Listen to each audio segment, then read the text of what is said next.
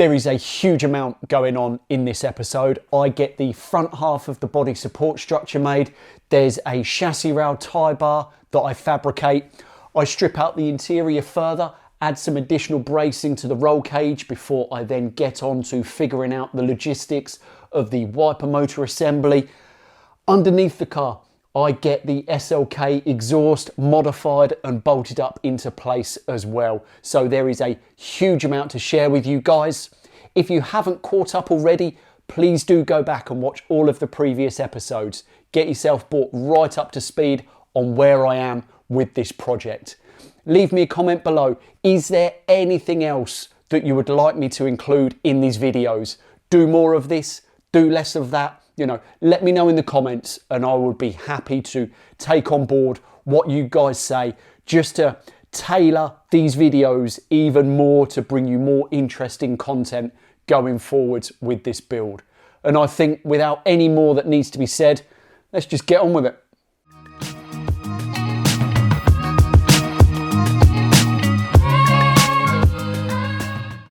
So we're back in the garage the day after wrapping up the previous video. So what I need to do is get the garage back into some sort of shape again, because basically what I do and what you need to do is stage your thumbnail. So the car is pulled diagonally across the garage to give it that angle that I wanted for the thumbnail.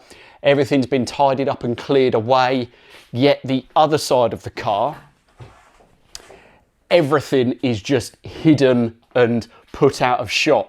I'm going to get the car pulled back parallel in the garage again, get it jacked up again onto some axle stands so I can actually get underneath the car to start figuring out this exhaust. Oh, and the other daft thing that I did for that thumbnail was actually remove the tube bender, and because I still need the tube bender, which is down over there, at some point this week I'm going to have to rebolt it to the floor, and this is why these builds take twice as long as if you if you weren't doing it on camera. It would be 50% of the time, but it's one of those things. I'll read all of your comments, and a few that I've picked up on in the last couple of videos are in relation to a point that I made where I said I personally feel it's very important to start with an accident damage free, uncategorized, clean title car to base your project on.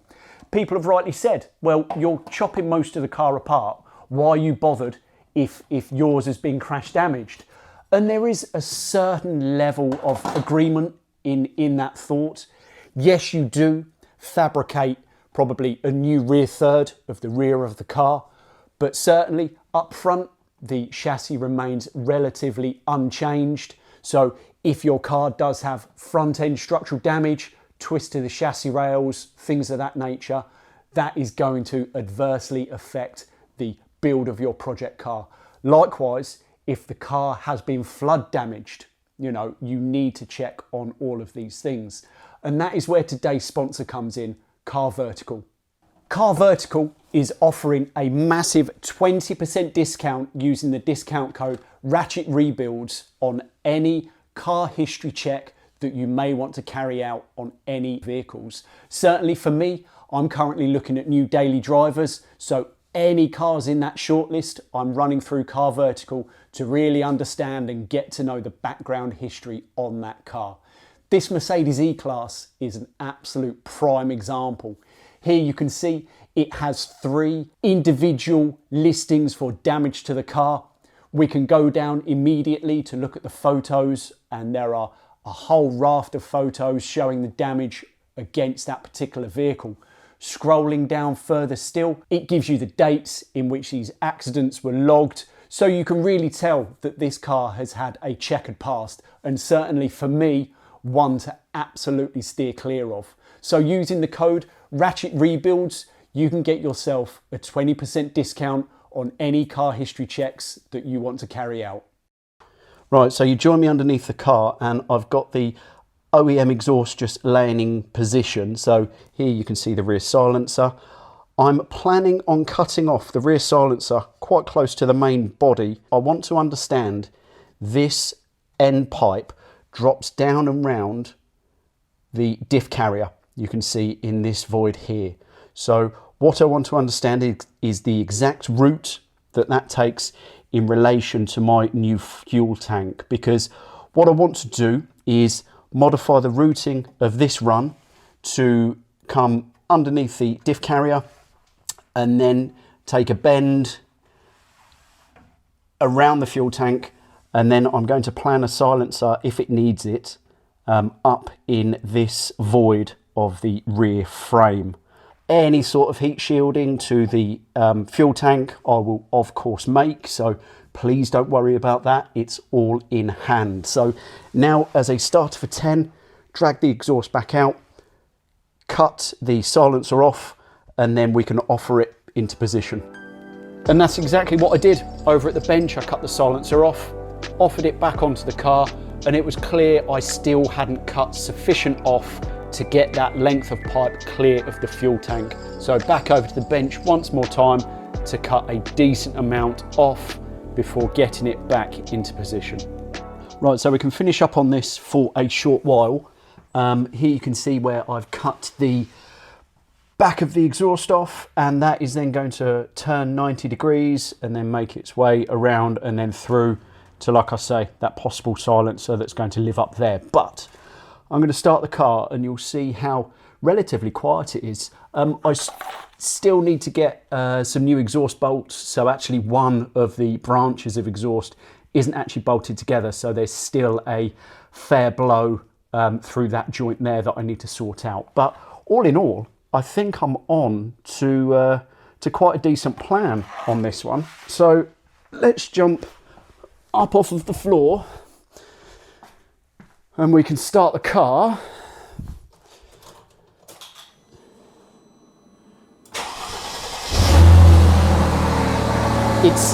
Although it sounds very loud in the garage, it's still much quieter than it was. So yeah, not a bad result. And obviously this is cold start as well, so it does settle down even more.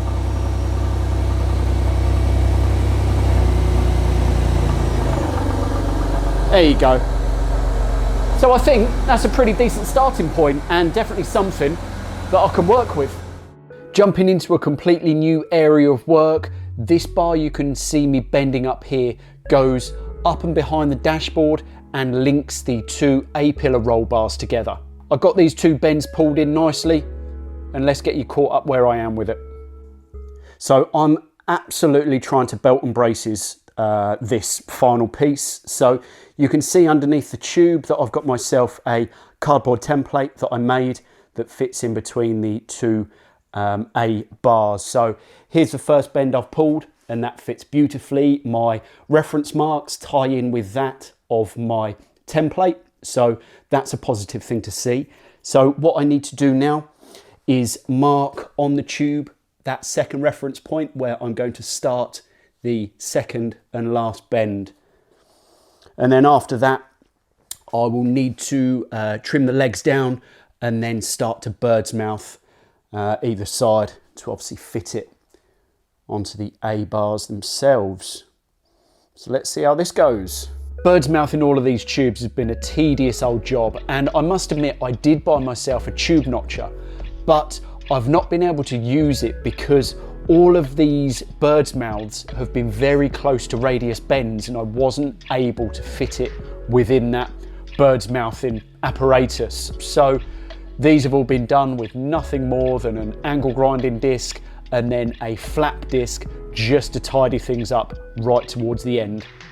As you know by now, it's grind a bit, test fit, grind a bit more until I get to a position that I'm happy with the bird's mouths on the ends of the tube. So the inside is looking a bit more stripped down, steering wheels off, cowls off, just to give me better access to the interior space and the underside of the body scuttle panel.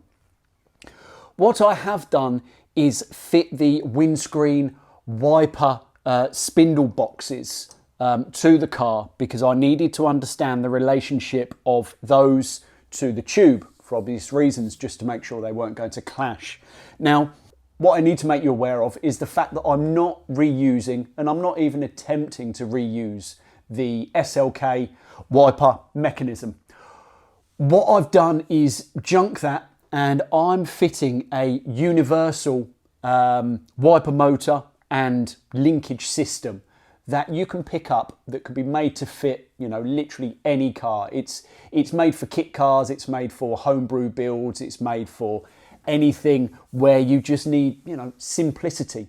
And certainly where there is a simpler solution in the aftermarket, like I've mentioned before with the electric fan, you know, rather than battle with OEM fighting you all the way, just accept to move it out the way and pick up something that will be far easier to integrate into your car. So these spindle boxes are driven by basically a piece of knurled cable, for want of a better explanation. I'll put the link in the description below to this actual wiper motor. There is also a fitting guide as well, so you can really understand how simple this goes together. And the actual separate wiper motor will be mounted to the tube that I've just bent up. So what I can now do is offer this into place basically for one last time, get it leveled up, and then get some tacks put on it. So this will conclude the roll cage, I think. The dash bar is now tacked into place, and it worked absolutely beautifully. Some of you might be looking at this and be asking, why didn't I take it tighter to the underside of the scuttle tray? And let me explain. It's very simple.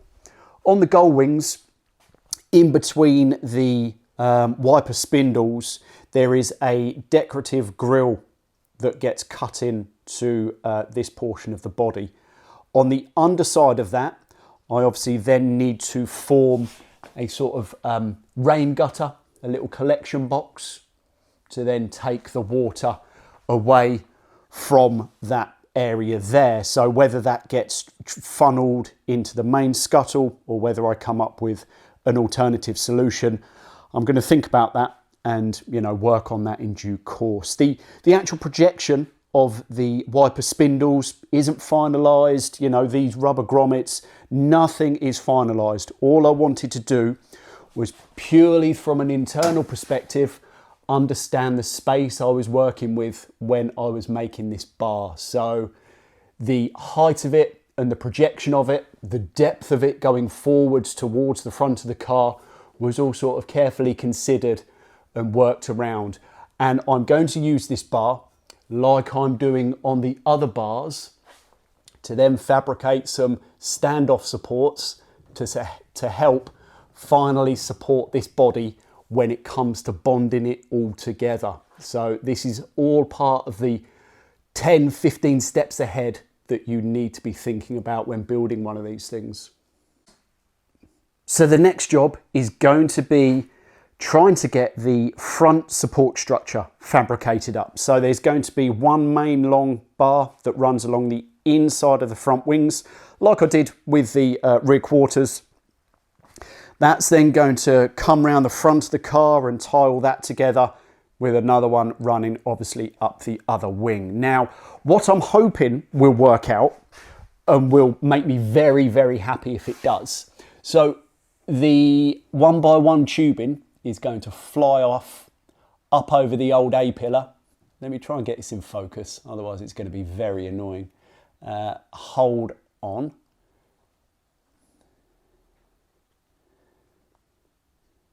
Right, so the 1x1 box is going to fly up and over on the underside of the front wing. That is then going to come all the way back through to the line of the A-pillar bar on the underside here. And then I'm going to have another nice gusset plate to pick up that bar exactly like I did with the rear bar. So if you can imagine this replicated at the front here, just so you can sort of run out that same design principle and work in that same design detail for absolutely no reason whatsoever. No one's ever going to see this, ever, other than these videos. But, you know, once the car is together, it will just be a thing of the past. But for me, it's these really sad little details that I enjoy working on. So I'm hoping this detail comes together. But as a starter, I need to get the ring roller out again and start forming some bars for these front wings. You really can't do a decent job like this without one of these ring rollers. So starting off nice and gently, just to get that gradual bend starting to form. Once I took it to a stage, offered it back over to the car. And as you know by now, it's much easier to creep up on that radius rather than go in too deep, overbend a tube, and then have to try and relax it back out to the radius you do need. So slow and steady always wins the race in this case.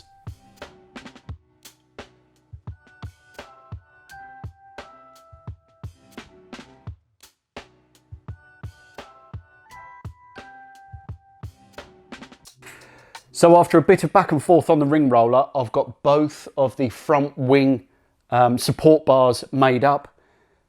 There you can see it's sitting beautifully on the driver's arch. I've cut this to shape and I've also had it clecoed into place. So I know this fits super tight to the underside of the body. So what I've still got to do on this side is I've left it long. As you can see, I've got my cut mark around the headlights, and then I also need to just work on the back edge just to get that to cut to angle. But again, that sits just as nicely. So happy days. From there, I'm going to make up the gusset plates that I'd said about having up in there. Well, if I'm honest, let me see if I can find it on the bench. Can't see it. I've already made up the gusset plate for this side to fit in there. So I've got myself a pattern. So I will transfer that across to make the other side. So I'm going to crack on, do that, and start, well, thinking about getting some bits welded into position. With both of the front wing support spines, I suppose you can call them, clecoed into place, just looking at it from the underside, let me get some light in there, you can see how it really nicely picks up on the peak of the radius of the wing, and then just runs all the way down to the back. And coming back down here I've got my 3mm gusset plate. That's where the support bar lands, and then my gusset plate will weld into there. So that basically takes care of the backside going forwards, but obviously coming to the front, there is an absolute ton that I need to get my head around. I've got the radiator support that will be needed to run across there to pick up the top of the radiator pack. I've also dug out from the loft space the original, well, patterns of the original bonnet hinges. So I need to get my head around. So this portion of the hinge bolts to the underside of the bonnet framework, and then this piece on the side here is what ties back to the body or the frame, you know. So I need to fabricate something. So roughly the hinge is in this position. So I'm going to need to fabricate something in here that then picks up these mounting holes here. So I'm just currently trying to just take my time and work through a really nice solution. So I've got this primary bar that runs on the high side of the wing. What I'm also considering doing is having a shorter length of secondary bar, which sort of runs on the underside of this portion of the body, and that would tie back into the main run, and then that would allow me to sort of come off of there with some sort of bracketry, triangulated sort of something, to then allow me to A, get the hinges mounted, and then B, get some sort of radiator pack brace made up. So let me spin you round. There is a ton of thought that needs to go into this, because When you start digging into this, there is a heck of a lot going into the front of this car in terms of the necessary support and structure and everything that's needed there. So it's going to take me a little while to get my head around. So let me try and formulate a plan. You can see what I'm dealing with, and I will check back in with you when I have come up with something that I'm going to push on with. It's full steam ahead now. I've got a plan of action. So back over to the ring roller again. This thing has been worth its weight in absolute gold. Just sneaking up on that radius that's necessary before finally getting it clamped into place and being able to drill through the body and get that tube held in with a couple of clecos.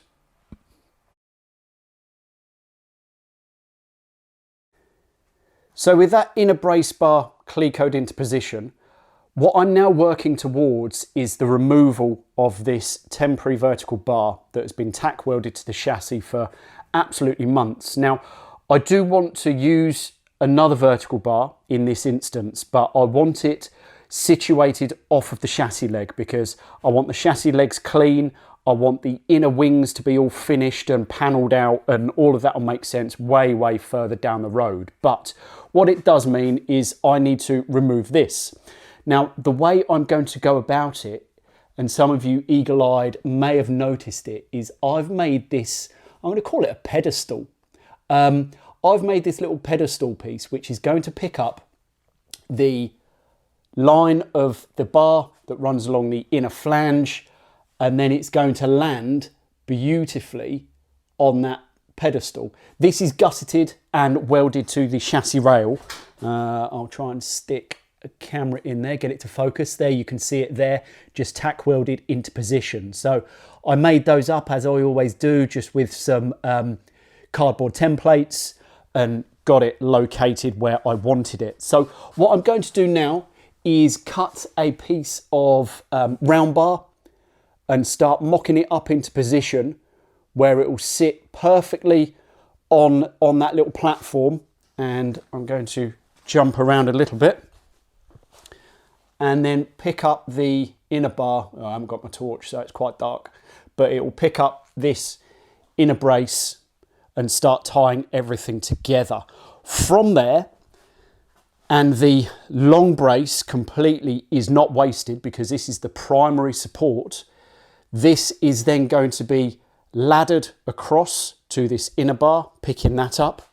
It's then also going to be triangulated down at the front also, as well as, so if you can imagine it running along there, there is going to be some vertical supports down to the actual inner wing structure that I doubt you're going to be able to see it here. So this whole front end, because it's a sizable old thing, I'm going to make sure that it has got all the support it could ever need. So I want absolute confidence that this isn't going to move an inch, and it is just built to the best of my ability. And then from there, I'll be able to spring off of that inner bar.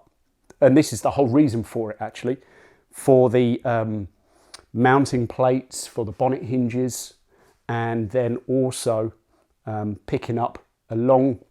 And then also it will give me somewhere to tie the radiator cross member to, also to pick up the top of the radiator as well. So there's a lot going on in this front end, but it seems to be all coming together. To save you watching more of the same, I've gone ahead and cut my vertical support bar, got it bird's mouthed to the correct angle. You can see that sort of fits down there because that is the line that that inner bar sort of shoots through at. So I'm going to get it mocked up into position, get some tack welds on, and start wrapping this one up. So first off was to seam weld the brackets that I made that were just tack welded to the chassis rails. Once those were solid and in place, I can then turn my attention to getting the new final vertical support bar absolutely square and true in both X and Y axis, making sure it was, you know, absolutely spot on in terms of angle, before then putting a couple of tack welds to the new base plate and then up to the new inner support rail to the underside of the body. And then finally, and it was a lovely thing to do, I was able to cut the temporary support bar that had been in that position for goodness knows how many months, get that cut out the way, and the body did not move a millimetre. So the now final brace bar and all of the bracketry that I made was clearly fit for purpose.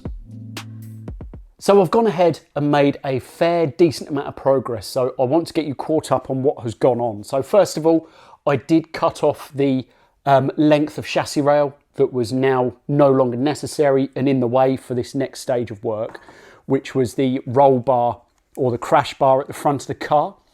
I've made myself up a couple of base plates. Let me just come through the front of the grille here. So this is a 3mm plate just tack welded to the chassis rail at the moment.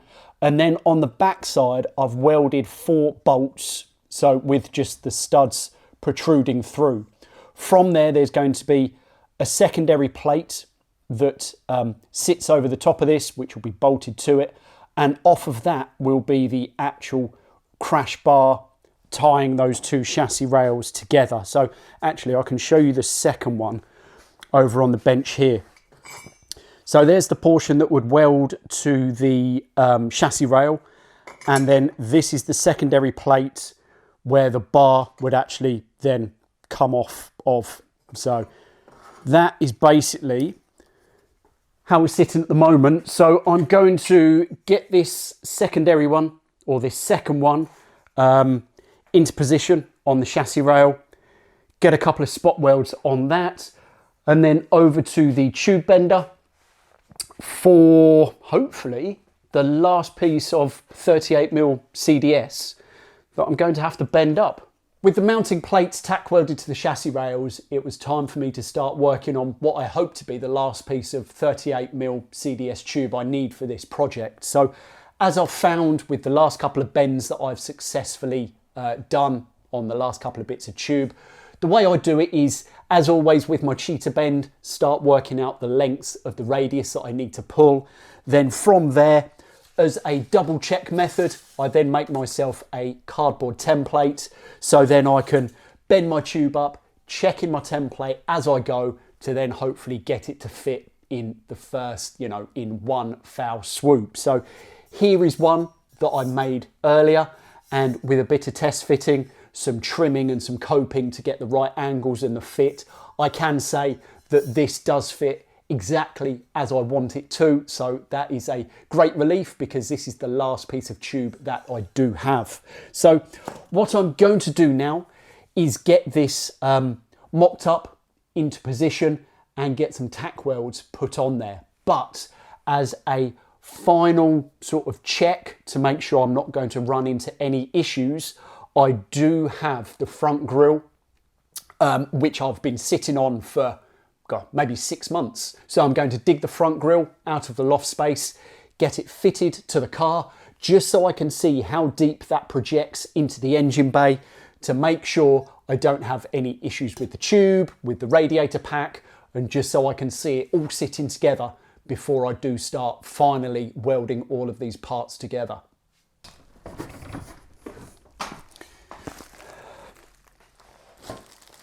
Right, so here, all the way from Vietnam, is, let me get this out of this wrapper and hold it up very carefully, is that iconic front grille. Now, everybody goes to this one company in Vietnam, and I will put a link in the description. Basically, the price and the quality you get for that price is just, no one can compete with it. There are other companies out there that do make these grills, but they're twice, if not 3 times the price. So most, I would say 90% of the people that I know that build these replicas do buy the front grille, the bumpers, and the lower side stripes from this one company in Vietnam. And there's no reason why I should go anywhere else, because all I've heard is good things. Now, depending on your quality of your body, depends how well your grille fits. I've seen some people having to completely butcher the front end of their car to get the correct profile of the grille to fit in with their body. So I'm going to be very interested in seeing how this does fit. I'm going to give it a bit of a tester, a bit of a try for 10 points just to see if I'm in the ballpark. So let me carry out a bit of a fact-finding exercise and yeah, let's see how we go with this. So I'm not going to lie, I probably spent 20 minutes with one of my air sanding tools, just trimming up the surround of the grill opening, just regularising that gap and just tweaking a few little areas on the opening before trying the grill, because these are cut to shape. You know, the actual perimeter is moulded beautifully, but the actual trimming of the opening, you know, it's expected that you will do that final last little tweak to get your grill shell fitting beautifully. So without further ado, let me slide this into place. And here you can see, well, it's a shame my garage is so small, because I would love to get the car further back and get the camera round at a much better angle, but this thing fits insanely well. Like I say, I've seen people having to completely butcher and pie cut all of this top portion of the body and the front valance to get that curvature built into the body to suit this grill shell. But with this body being an accurate replica with DNA of the original Gullwing body, you really don't have any of those issues at all. So I'm over the moon with how this is fitted. Now I've got the grill in position and I'm over the moon with the fitment. I can then get the bar situated on the mounting brackets to see how it all sits together. So I've not got this exactly into the right position ready for welding, but I just wanted to show you the principles of how this thing works. So I've got both of my base plates in position and bolted down. So here you can see where the bar kinks out. It runs around the front of the oil cooler before then kinking back obviously to the other side. I've got really nice clearance to the back side of the grill, as I have a nice amount of clearance to the oil cooler and all of the necessary fixings that you need to get to make that workable. From the front side here, there will be mesh on the back side of the grill, just something very subtle. The bar itself will obviously be sprayed black, so it will just fade into the background, but I think that will be very easy to mask, and the advantages or the pros that this bar gives far outweighs, you know, the small little items that I'm going to have to do to actually mask this and get it looking, well, make it invisible.